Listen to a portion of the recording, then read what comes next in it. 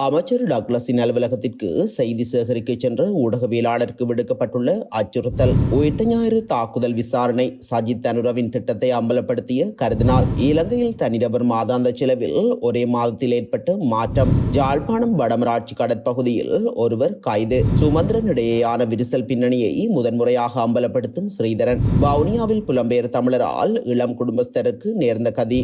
அதிகரித்த வெப்பநிலை மக்களுக்கு விடுக்கப்பட்டுள்ள எச்சரிக்கை. துபாயில் கனமழை, பொதுச் சேவைகள் முடக்கம்.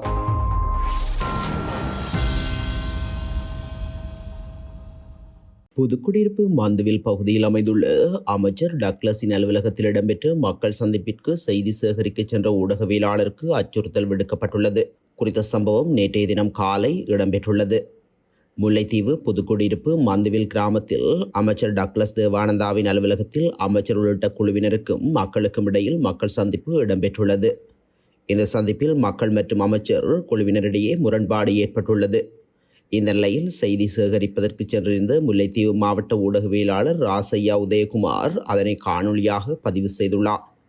இதன்போது அமைச்சரின் பாதுகாப்பு பணியில் ஈடுபட்டிருந்த பாதுகாப்பு உத்தியோகத்தர் காணொலி எடுக்க வேண்டாம் என தடுத்ததோடு அதனை மீறி எடுத்து செய்தி பிரசுரித்தால் வீடு தேடி வருவோம் என ஊடகவியலாளருக்கு அச்சுறுத்தல் விடுத்துள்ளனர். இதனை அடுத்து குறித்த விடயம் புதுக்குடியிருப்பு போலீஸ் அதிகாரிக்கு தெரியப்பட்டதனை தொடர்ந்து அவர் அமைச்சருக்கு தெரியப்படுத்தியுள்ளார்.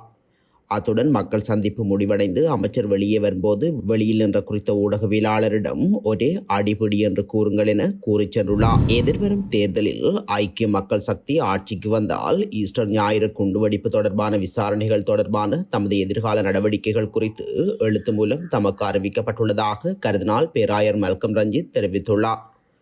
இது குறித்து தேசிய மக்கள் சக்தி தமக்கு இதுவரை எழுத்துப்பூர்வமாக எதுவும் வழங்கவில்லை எனவும், ஆனால் ஏதோ வாய்மொழியாக வெளிப்படுத்தப்பட்டுள்ளதாகவும் எழுத்து மூலம் உறுதிமொழி தரப்படும் என நம்புவதாகவும் குறிப்பிட்டுள்ளார்.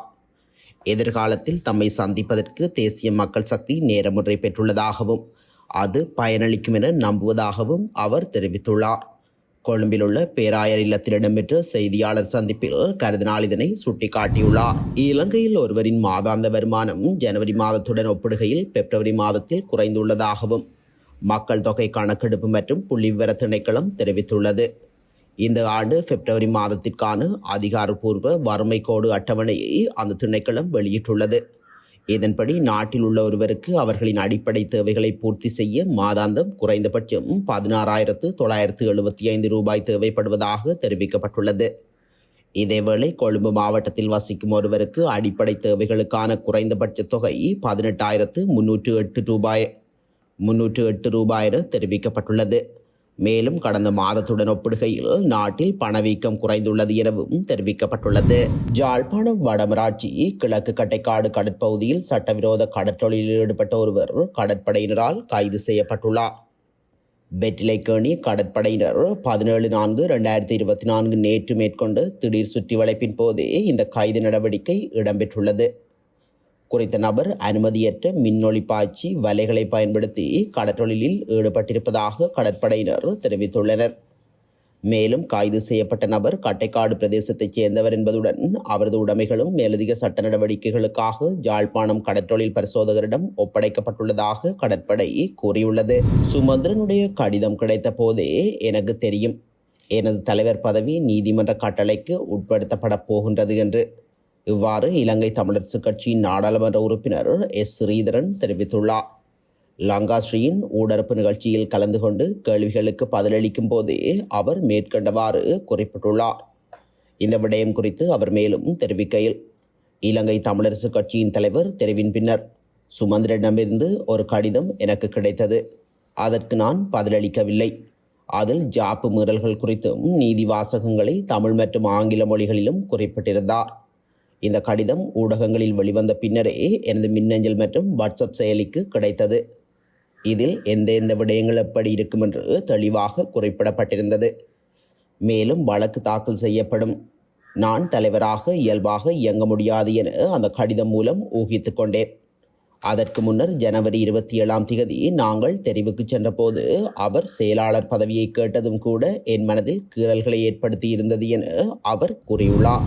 வவுனியாவில் வெளிநாட்டிலிருந்து வருகை தந்த நபர் ஒருவருடன் இணைந்து புளியங்குளம் போலீசார் இளம் குடும்பஸ்தர் மீது தாக்குதல் மேற்கொண்டுள்ளதாக குற்றம் சுமத்தப்பட்டுள்ளது. குறித்த சம்பவம் நேற்று முன்தினம், அதாவது 15/4/2024 இரவு இடம்பெற்றுள்ளது. வவுனியா சின்னப்பூவரசங்குளத்தைச் சேர்ந்த ஒரு பிள்ளையின் தந்தையை தாக்குதலுக்குள்ளான நிலையில் வைத்தியசாலையில் அனுமதிக்கப்பட்டுள்ளார். குறித்த விடயம் தொடர்பாக பாதிக்கப்பட்ட நபர் தெரிவித்ததாவது: விசாரணை ஒன்று இருப்பதாக புளியங்குளம் போலீசார் என்னை அழைத்தனர். நான் அங்கு சென்ற நிலையில் எனது தொலைபேசி, கைப்பை என்பன பறிக்கப்பட்டு இரு கையிலும் விலங்கு போடப்பட்டது. போலீஸ் நிலையத்தின் பதில் பொறுப்பதிகாரி உட்பட ஏனைய போலீசாரும் என்னை பிடித்து வைத்திருக்க வெளிநாட்டிலிருந்து வருகை தந்திருந்த நபர் ஒருவர் போலீஸ் நிலையத்திற்குள் வைத்து என்னை தாக்கினார். அத்துடன் என்னை இழுத்துச் சென்ற அவர்கள் வெளிநாட்டிலிருந்து வந்த நபரின் வாகனத்தில் ஏற்ற முற்பட்டனர். இதன்போது நான் பொதுமக்களின் உதவியினை நாடி பிரதான வீதியை மறைத்திருந்தேன். பின்னர் மீண்டும் என்னை போலீஸ் நிலையத்திற்குள் இழுத்துச் சென்றதுடன் பதில் போலீஸ் பொறுப்பதிகாரி அவரது சப்பாத்து கால்களால் எனது நெஞ்சில் தாக்கினார். இதனைத் தொடர்ந்து அங்கு வந்த போலீஸ் உயர் அதிகாரி ஒருவர் என்னிடம் வாக்குமூலம் பெற்றுவிட்டு போலீஸ் நிலையத்திலிருந்து என்னையும் எனது மனைவி பிள்ளைகளையும் வீட்டிற்கு அனுப்பி வைத்தனர். போலீசாரின் தாக்குதலினால் உடல்நிலை பாதிக்கப்பட்டுள்ளமை காரணமாக வைத்தியசாலையில் அனுமதிக்கப்பட்டுள்ளேன் என அவர் தெரிவித்துள்ளார். மேலும் குறித்த விடயம் தொடர்பாக தாக்கப்பட்டவரின் மனைவி வவுனியா மனித உரிமைகள் ஆணைக்குழுவில் முறைப்பாடு பதிவு செய்துள்ளதுடன் வைத்தியசாலை போலீசாரிடமும் முறைப்பாடு செய்யப்பட்டுள்ளது. நாட்டின் வடக்கு கிழக்கு, வடமத்திய, வடமேல், மேல் சப்ரகம்புவ மற்றும் தென் மாகாணங்களிலும் அத்துடன் முனராகலை மாவட்டத்திலும் இன்று அதிகரித்த வெப்பநிலை காணப்படும் என வளிமண்டலவியல் திணைக்களம் அறிவித்துள்ளது. இதேவேளை வெப்பமான வானிலை குறித்து திணைக்களம் செம்மஞ்சள் எச்சரிக்கையை விடுத்துள்ளதுடன் குறித்த பகுதிகளில் மனித உடலால் உணரப்படும் வெப்பம் அவதானம் செலுத்த வேண்டிய மட்டத்தில் காணப்படுவதாகவும் வளிமண்டலவியல் திணைக்களம் குறிப்பிட்டுள்ளது. இதனால் குழந்தைகள் மற்றும் முதியவர்கள் குறித்து அவதானமாக இருக்குமாறும் திணைக்களம் கோரிக்கை விடுத்துள்ளது. நேற்றைய வானிலை குறித்து அவர் மேலும் குறிப்பிட்டுள்ளதாவது: சப்ரகம்புவ மற்றும் மேல் மாகாணங்களின் பல இடங்களிலும், காலி மற்றும் மாத்தறை மாவட்டங்களின் பல இடங்களிலும் பிற்பகல் 2 மணிக்கு பின்னர் மழை அல்லது இடியுடன் கூடிய மழை பெய்யக்கூடும். தமிழர் வாழும் வடக்கு கிழக்கு உட்பட்ட பல பகுதிகளிலும் காலை வேளையில் பனிமூட்டம் காணப்படுவதுடன் மதிய நேரம் கடுமையான வெப்பநிலை ஏற்படக்கூடும். பொதுமக்கள் இந்த நிலையில் அவதானமாக செயற்படுமாறு கேட்டுக்கொள்ளப்படுகின்றனர். கடல் பிராந்தியங்களில் மணித்தியாலத்திற்கு 20 தொடக்கம் 30 கிலோமீட்டர் வேகத்தில் மாறுபட்ட திசைகளில் இருந்து காற்று வீசும். நாட்டைச் சூழ உள்ள கடல் பிராந்தியங்களில் மிதமான அலையுடன் காணப்படும். இடியுடன் கூடிய மழையும் ஒரு சில பகுதிகளில் பெய்யக்கூடும். மழை பெய்யும் வேளைகளில் கடுமையான மின்னல் தாக்கங்கள் ஏற்படும் எனவும் எச்சரிக்கை விடுக்கப்பட்டுள்ளது.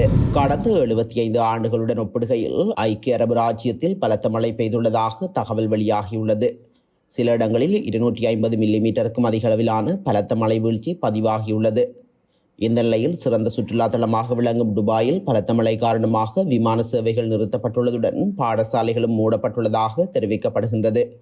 வீதிகளில் வெள்ளப்பெருக்கு ஏற்பட்டதால் பொதுமக்கள் சிலர் தங்கள் வாகனத்தை விட்டுச் செல்லும் நிலைக்கு தள்ளப்பட்டுள்ளதாகவும் தெரிய வருகின்றது.